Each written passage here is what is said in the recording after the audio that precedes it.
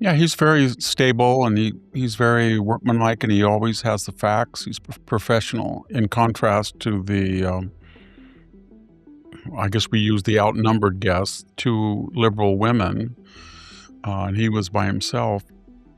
The sad thing about all of this is this was an occasion supposedly where these leaders would show their security fides, their knowledge, their expertise that would qualify them not just as regional representatives, but to represent the entire United States, or indeed the whole world. And it was a complete disaster. If you take Gavin Newsom, he just kind of straddled around and, talked in this, but he didn't say anything. And he attacks Trump. He gets on social media. He wasn't a serious person. Kamala Harris wisely didn't show up, I think, because that would have been embarrassing. So then you had AOC that everybody's talking about either as a Senate rival to Chuck Schumer or to run for president. And she was on this 3-person panel, and they asked her a number of questions. The most notorious in the social media circles this week was they asked her what would be the American reaction to a Chinese invasion of Taiwan. And she has a couple of tics. She always talks about herself. Personally, in my opinion, as far as it concerns me, we don't want to hear all that. It was just, it made Kamala Harris, as I said to Jack, sound like Socrates or Cicero. So she didn't know anything, and all she had to do was just take 1 minute, go on Wikipedia if you have to go anywhere else, and just memorize what the canned U.S. response is. She could have said, well, the United States doesn't disclose strategically exactly what it's going to do, and we trust in strategic ambiguity. However, we are committed to the full defense of Taiwan in every sense of the word, and I'll leave that at that. 10 seconds. But she couldn't say anything.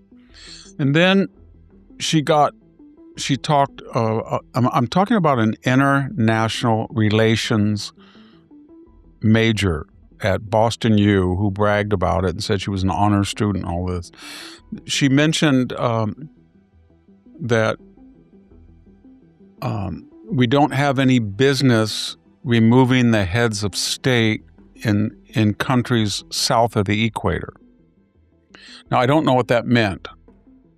That means it's okay to go to Panama and take him out. It means it's okay to go to Costa Rica, but we can't go to Bolivia or Chile. But she included Venezuela.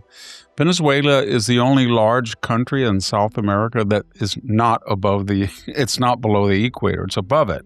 The Guianas, the three of them are two, and then of course Colombia has a section below the equator. But that was just crazy. It was just a politically correct thing. Oh, these are indigenous peoples or these are third world peoples and they're below the equator. It's very condescending. But she doesn't seem to know that Mexico and Central America and Venezuela are all above the equator. And then she said something even sillier. They asked her to comment on Marco Rubio's, and it was a brilliant speech, so she couldn't say anything other than she was taken back because he praised the tradition of American cowboys as originating with our European brethren in Spain. Perfectly logical. And she said, I think the indigenous peoples and black slaves would say something. I don't know what that means, the caballeros, but if she's talking about the caballeros, that's a Spanish descent. More important, horses were introduced into the Western Hemisphere on the mainland in Mexico in 1519 by Hernan Cortez, a Spaniard. And anybody who reads Bernal Diaz, The Conquest of New Spain, will know that horses were integral to the conquest of the Aztec Empire, and they didn't know really what they were. They thought that originally they were centaurs, that the rider and the horse were one person, so foreign.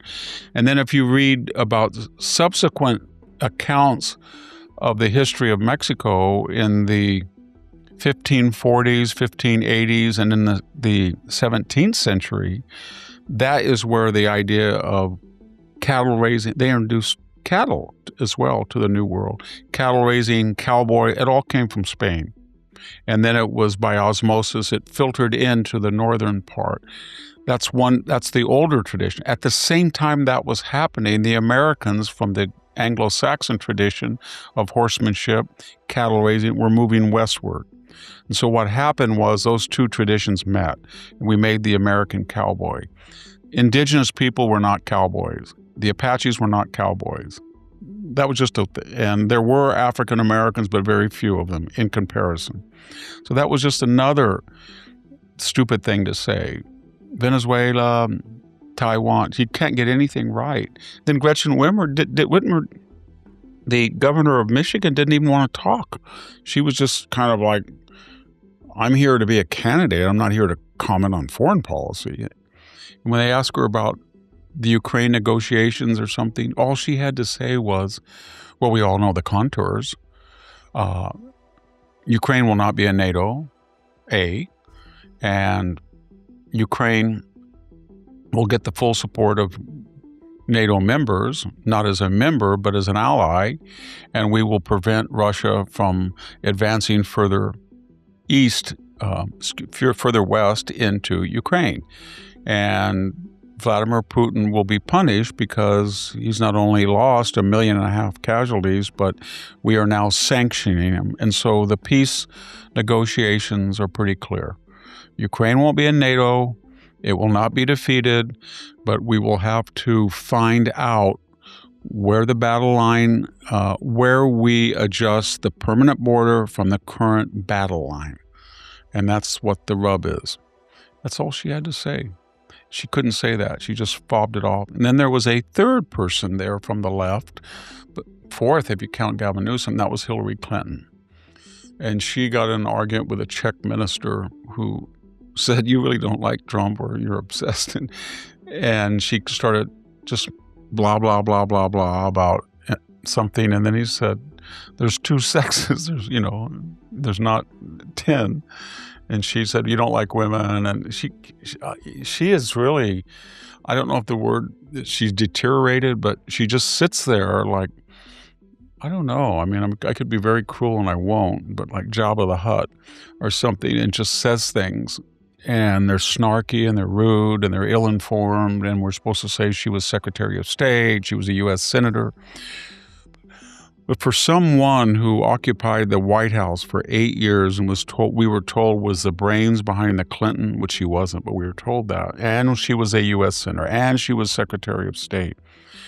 My gosh, she's very unimpressive. So I don't think a retired general or admiral will disparage the Secretary of Defense and say that he's a Nazi or something, number one. Number two, I don't know what he's up to other than I think he's going to bring all of them in, and maybe some of them, everybody's saying, well, this is a moment where we're weak, or 7 days in May, or something like this. The Chinese or Russians will take it. But a lot of them will do it by Zoom, that are out actually on patrol on submarines, or, I don't know how many generals or admirals, but I don't mean that they're out in the ocean or they're out on bases. But I think he's trying to tell them that we're going to emphasize battlefield efficacy, and that means that we're going to have the same physical standards for men and women. We want all the women in the military, but in a small unit combat situation, everybody has to rely on everybody's minimum degree of physical strength, number one. We're not going to have political weaponization, so you're not going to form a little league of left-wing or right-wing cadres within the military. You're not going to be political activists. You're not going to insult on social media civilian overseers. All of that. I think that's what he's going to do. And he's going to have to address that we have more full-time generals and admirals than we did during the Vietnam War or Korean War. Is it up to over 400 or something? So I think we're top-heavy. You can keep changing the rules, shifting blame, rewriting the narrative, but in reality, it always ends up the same. with ordinary people paying the price. I wish he would also say that there's going to be a new rule that if you are a 4-star admiral or a 4-star general, you should not, upon retirement, go work for a defense contractor for 10 years, which would basically say don't do it. Because I think we have too many admirals and generals that are lobbyists or board members for Lockheed or, General Dynamics or Raytheon that then have a whole legions of subordinates that are still in the Pentagon acquisitions, and they obviously have a great deal of respect for a 4-star admiral, and so when they pitch a weapon system or something, it's just not going to work. There have been columnists that have done that have pushed, remember that, I'm trying to remember his name, he was a good guy, and he kept pushing an initiative that he was getting a grant, I think, from the Department of Education. So all of us have those rules about conflict of interest, and it just seems logical that if you're on a very generous pension and you are subject to military recall, you would not want to be in the private sector doing business with the Pentagon, at least for a while. And I don't know whether it should be 5 or 10 years, just so that the people that you used to command had now retired and you didn't know the people who were now in charge of acquisitions. But that's something that when you mentioned it, and I have mentioned it, and you get a lot of email from military officers who get very angry at that. If you look at this executive order on the Department of War, it says it's basically an alternate. They're not going to go spend millions of dollars and change, everything, every stationery, every sign, DOD to DOW, but I think they see it as a gradual transitioning. And I don't know what the future is, but he's trying to do major shakeups. And I think it's a counter-revolution. He's already basically said if you have to do some physical equity or parity with men if you're women, and I think he's not going to have drag shows or free abortion clinics on bases. And he's going to get the military out of the political realm. Yeah, where it belongs. Of course, the left says, well, by getting them out of the political realm, since it's been leftist, then you're political, because now denying us our drag shows or denying us ads that have women in pregnant flight suits or trans ads, that's political. No, it's just going back to baseline. That's what I think he wants to do. Here are these people come to the United Nations and they vote on resolutions as if, and for half of them, it's the first time they ever vote. When they come back home, they do not vote on anything. They come from autocracies. But they go through this charade that they're a democratic body that represents the majority view of the world. And they vote, and they promote democracy. Then they have two different leaders in a dispute, war, or conflict, that was precipitated on October 7th. Take away October 7th, Gaza would be, as it is, autonomous. It would be getting water and electricity via the Israelis. There would be 20,000 Gazans working in Israel at 3 times the wages, but it was an autonomous, more or less calm. And they decided to declare war by a preemptive attack against civilians, which was horrific. Okay, and then Israel retaliated. And then you have each leader. One of them, Mr. Abbas, was elected one time. If you want to run in Palestine and say, I want to have a reform party, you'll probably be killed, just like you would with Hamas, that was elected one time. Then you have Mr. Netanyahu, who has stood for elections countless times. He's an object of derision by the Israeli left, by the media. He's under constant pressure to be more liberal. He had a bipartisan wartime cabinet. So these so-called people that vote on resolutions walk out. They stay there hinging on every word that Abbas says, this autocrat. Then you have this leader who's democratic, Mr. Netanyahu, and they walk out. Second thing, over this period, there's a lot of other leaders. There's Mr. Putin and his delegation that have spoken. They've killed over 150,000 Ukrainians in a preemptive war. Did they walk out? No. There's Mr. Xi. He's got 1 million Uyghurs in a work labor camp. Do they walk out? No. There's Mr. Erdogan that is occupying illegally for a half century northern Cyprus. Do they walk out? No. There's the Azerbaijani president. Do they walk out? He just ethnically cleansed 250,000 Armenians. So what I'm getting at is, we get back to the old story. Why does the world clomb on to this little country of 11 million people that has a heritage that goes back 3,500 years? Is it oil? That used to be the reason. Oh no, it's not about Jews. It's not. Yes, they supply 40% of the world's oil. They don't supply ours anymore. We don't need it. I mean, California might, because it won't pump. It could pump more than most nations, but Mr. Newsom believes it's dirty and toxic, so we import from Saudi Arabia in part. But we don't need to. And Europe could easily up the production in the North Sea, off the coast of United Kingdom, Norway. They've got natural gas all over. They could build nuclear reactors and power their Teslas. They could do a lot of stuff. But I don't think it's oil. So is it terrorism? Partly. They know that if they offend or they say something about Islam or they say something about a leader in the Middle East, then some people might kill them. Cartoonists, Charlie Hebdo or whatever. If they insult Judaism or they attack an Israeli, they're going to be perfectly safe. So they're cowardly as well. And then finally, and most importantly, Miss Merkel started it, and then Boris Johnson has a lot of responsibility for, during the COVID, opening the doors. And they've got millions of unassimilated and non-integrated populations from Syria, Iraq, Afghanistan, you name it. And they come with antithetical views to liberal postmodern Europe. And they're violent, and they're scared stiff of them. So it's cowardice. All these people are cowards. And all these people on campus, the Queers for Palestine, we saw what happened when they got on a boat and wanted to go over in a flotilla. The Islamicists wanted nothing to do with them. Queers for Palestine, Gays for Palestine, go over to Palestine and start your We Are Palestinian Gay movement. Don't do it on Columbia's campus. Go over there and just say, you know what? I'm a Palestinian American, or I'm a Palestinian who's living in the United States, but I need to go where the action is.